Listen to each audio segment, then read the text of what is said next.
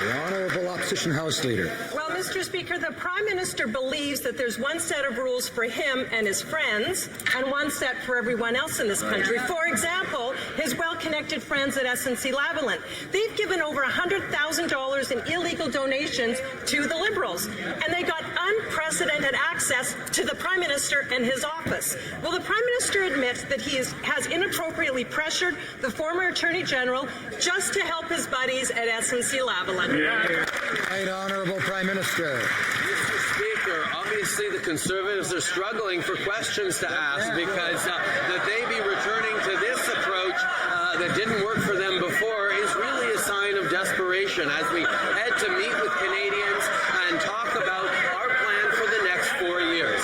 We have worked to create over 1 million new jobs in this country. We have delivered in lifting hundreds of thousands of Canadians out of poverty. We are continuing to demonstrate what leadership on the environment, leadership on the international file, and reconciliation with Indigenous peoples looks like, and that's something that the Conservatives have a lot of difficulty with.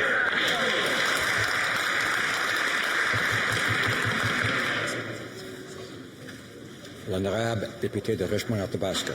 Monsieur le Président, nous avons devant nous le seul premier ministre de l'histoire du Canada qui a été reconnu coupable d'avoir enfreint la loi sur l'éthique et les conflits d'intérêts, pas une fois, mais 4 fois.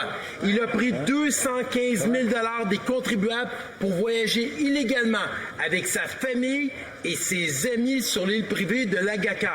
Ces infractions pourraient constituer une violation de l'article 121.1 du Code criminel. Est-ce que le Premier ministre pourrait répondre simplement à cette question? Combien de fois a-t-il rencontré la GRC et la commissaire à l'éthique et conflits d'intérêts? Le très honorable Premier ministre. Monsieur le Président, on voit que les conservateurs reviennent à des attaques personnelles. Au fond, on voit que les conservateurs se concentrent sur nous pendant que nous restons concentrés sur les Canadiens. Nous avons livré 1 million de nouveaux emplois au courant des 4 dernières années. On a vu le plus bas taux de chômage depuis 40 ans. On a vu 825 000 Canadiens sortis de la pauvreté. On a vu 300 000 enfants sortis de la pauvreté. La réalité, Monsieur le Président, que notre plan d'investir dans les Canadiens, de créer de la croissance pour tout le monde, y compris la classe moyenne, ça fonctionne. Honorable député de Richmond-Athabasca.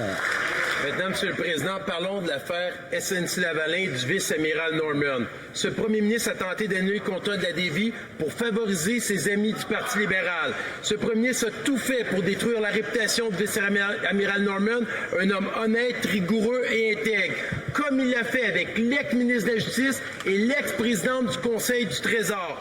Pourquoi ce premier ministre a-t-il tenté de traduire et de ruiner la carrière de ces honnêtes personnes qui voulaient simplement défendre les intérêts des Canadiens et Canadiennes? Pourquoi? Très honorable Premier ministre.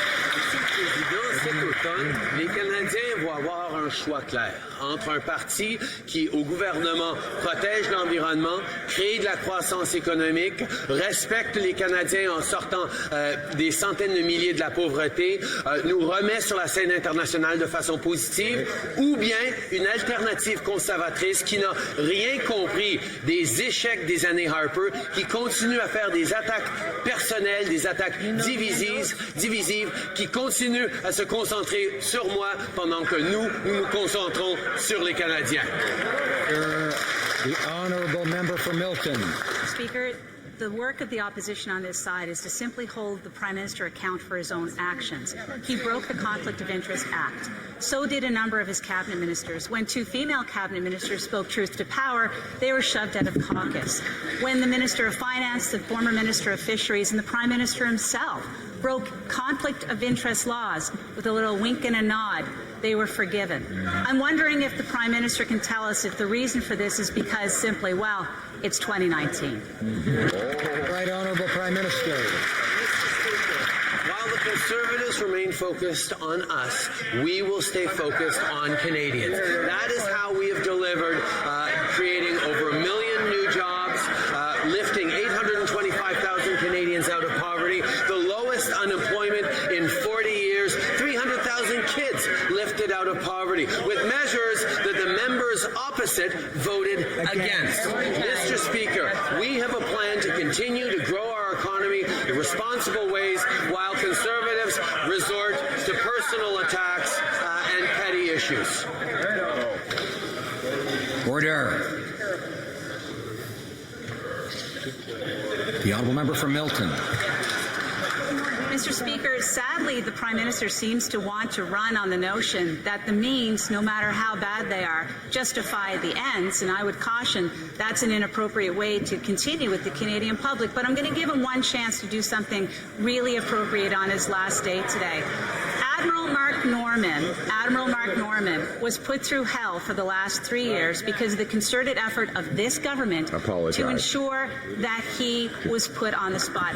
We apologize as a House. Will the Prime Minister stand in his place today and apologize? The right honourable Prime Minister. Last day of Prime Minister's questions period, the members opposite are choosing to make personal attacks and not talk about the things that actually deeply matter to Canadians. I will highlight that during these Prime Minister questions periods, I've taken over 3,200 questions from members opposite, including 237 different MPs. Mr. Harper, during his last term as Prime Minister, took only 1,400 from about 34 MPs. We know that greater accountability, greater opportunity to participate in debate. Order.